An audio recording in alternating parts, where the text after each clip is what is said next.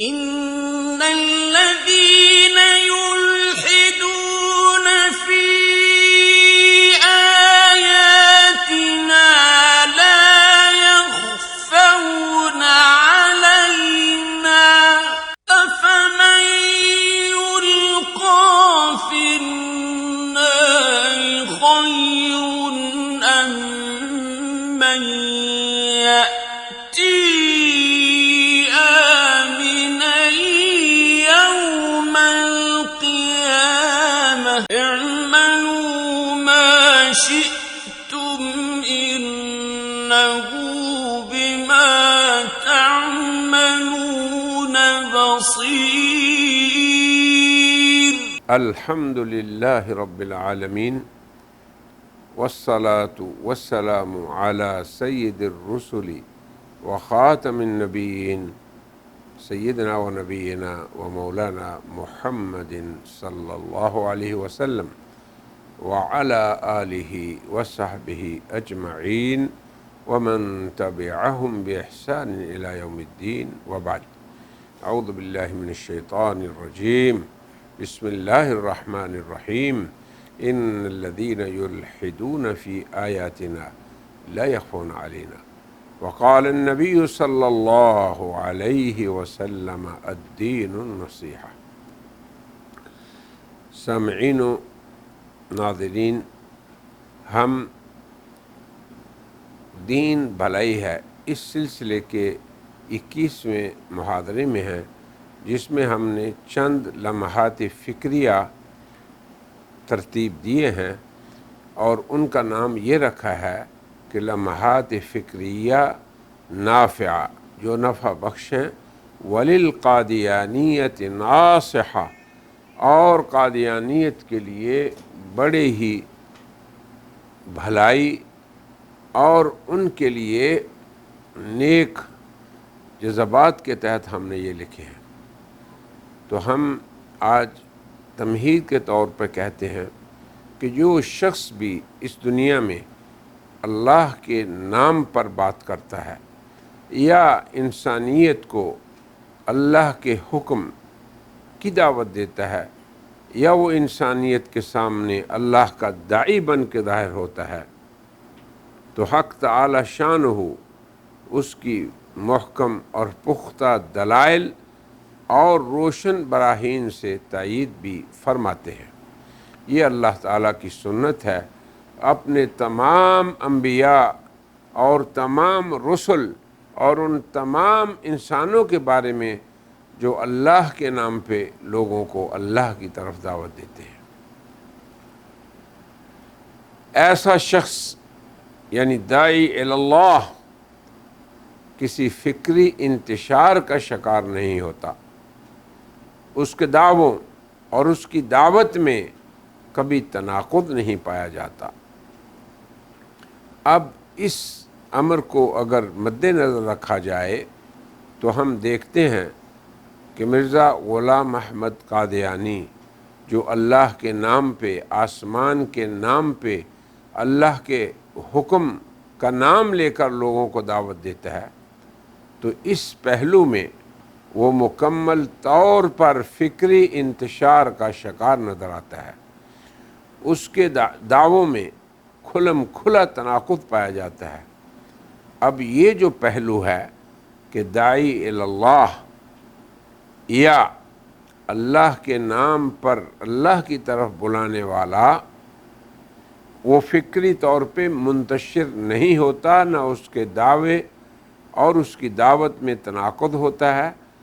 اس امر میں غور کریں ابنائے قادیانیت. تو اس پہلو سے جو شخص بھی مرزا غلام احمد قادیانی کی سیرت میں تأمل کرتا ہے، اس کی اسٹڈی اور مطالعہ کرتا ہے، تو قادیانی ادب یعنی مرزا اور اس علماء قادیانیت کی جو تالیفات ہیں ان کے مطالعے سے بآسانی حق و ثواب کو مطالعہ کرنے والا پا سکے گا. اب مثال کے طور پہ ہم کہتے ہیں کہ نبوت کا دعویٰ کرنا یعنی ادعائے نبوت، یہ ایک اللہ کے نام پہ دعویٰ ہوتا ہے، آسمان کے نام پہ، وحی کے نام پہ۔ اب اسی ایک دعوے میں دیکھیں کہ مرزا صاحب کی تصریحات، انتشار کا ایک طویل سلسلہ ان میں ہمیں نظر آئے گا۔ اولاً وہ اس امر کا مدعی ہوتا ہے کہ وہ محدث ہے، نبی نہیں۔ اگر عقیدہ ختم نبوت نہ ہوتا امت میں تو محدث بھی نبی ہوتا۔ یہ ہے ایک وقت مرزا صاحب کا دعویٰ۔ وہ اپنے اوپر لغوی نبی نہ کہ حقیقی نبی یہ بھی اطلاق کرتا ہے، کہتا ہے کہ اگر ہم نے کہیں اپنے آپ کو نبی کہا ہے تو نبی کا معنی خبر دینے والا، تو لغوی طور پہ نبی ہے، حقیقی یا شرعی طور پہ ہم نبی نہیں ہیں، کیونکہ نبی خاتم صلی اللہ علیہ وسلم کے بعد کوئی نبی نہیں آ سکتا۔ پھر ایک وقت آتا ہے کہ وہ خود ہی مدعی نبوت بن بیٹھتا ہے، پھر وہ خود ہی نبی خاتم کے بعد جبریل امین کا وحی رسالت کے ساتھ جس آمد کو وہ مستحیل کہتا رہا، اور یہ کہتا رہا کہ وحی رسالت کے ساتھ جبریل کا آنا مستحیل ہے، چاہے وہ ایک ہی کلمہ کیوں نہ لے کر آئیں۔ اب اسی جبریل کا نام اس نے آئیل رکھ دیا، آئیل بار بار آنے والا، اور پھر یہ کہا کہ مجھ پہ کثرت سے وحی نازل ہوتی ہے جیسے کہ موسلا دھار بارش برستی ہے۔ وہ تشریعی نبوت کے نہ آنے اور نبی خاتم صلی اللہ علیہ وسلم جناب محمد رسول اللہ کے بعد کسی وقت میں غیر شرعی نبوت کا قول کرتا رہا، پھر بڑے اصرار سے اور بہت ہیلوں اور بہانوں سے اس نے اپنی نبوت کے تشریع ہونے کو ثابت کرنے کی بھی ناکام سعی کی۔ تو اس ناکام کوشش میں بھی وہ ہمیں کوشاں نظر آتا ہے۔ مرزا قادیانی کا یہ اسلوب، یعنی کہ وہ نبی نہیں، ہاں وہ نبی لغوی ہے، شرعی اور حقیقی نہیں، وہ تشریعی نبی نہیں، پھر اسی چیز کے دعوے جس کا اس نے انکار کیا، تو یہ اسلوب مرزا صاحب کی زندگی میں یقیناً یہ ان کا فکری انتشار ہے، اور ان کے دعووں اور ان کی اپنی تصریحات میں یہ کھلے تناقض کا غماز ہے۔ اسی وجہ سے خود مرزا صاحب کے پیروکار دو فریق میں بٹ گئے۔ ایک فریق جو مرزا کے بیٹے اور قادیان کے خلیفہ ثانی مرزا بشیر الدین محمود قادیانی کا ہے، یہ گروپ اسے نبی مانتا ہے، اور دوسرا فریق مولوی محمد علی لاہوری کا لاہوری گروپ ہے، جو شدت سے مرزا کے ادعائے نبوت کا منکر ہے۔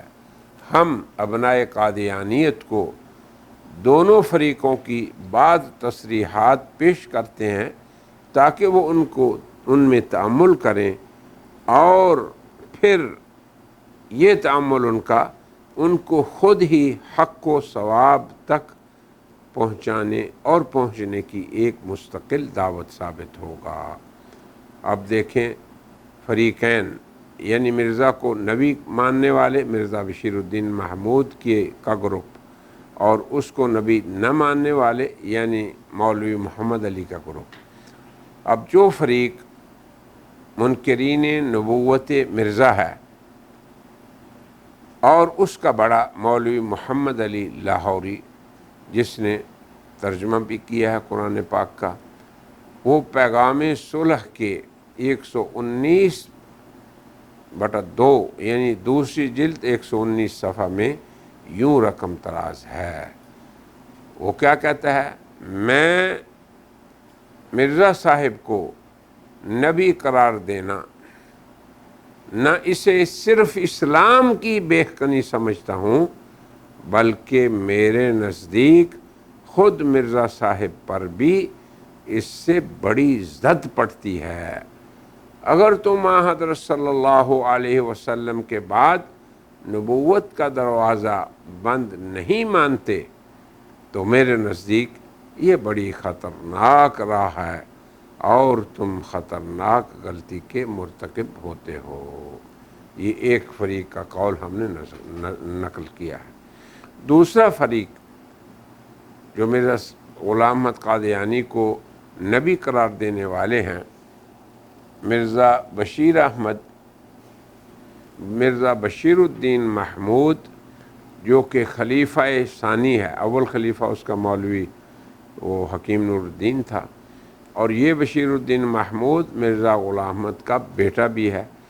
الفضل کے 27 دسمبر 1914 کے شمارے میں وہ یوں لکھتا ہے: ہم نے مرزا کو بے حیثیت مرزا نہیں مانا، بلکہ اس لیے کہ خدا نے اسے محمد الرسول اللہ فرمایا ہے، العیاذ باللہ۔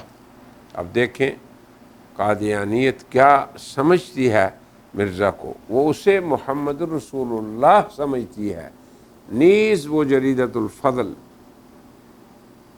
میں اس کا شمارہ نمبر 38 اور صفحہ نمبر 3 میں یوں کہتا ہے: حضرت مسیح موعود نے اپنے آپ کو کھلے طور پر نبی اللہ اور رسول اللہ پیش کیا ہے اور اپنے آپ کو زمرۂ انبیاء و مرسلین میں شامل فرمایا ہے۔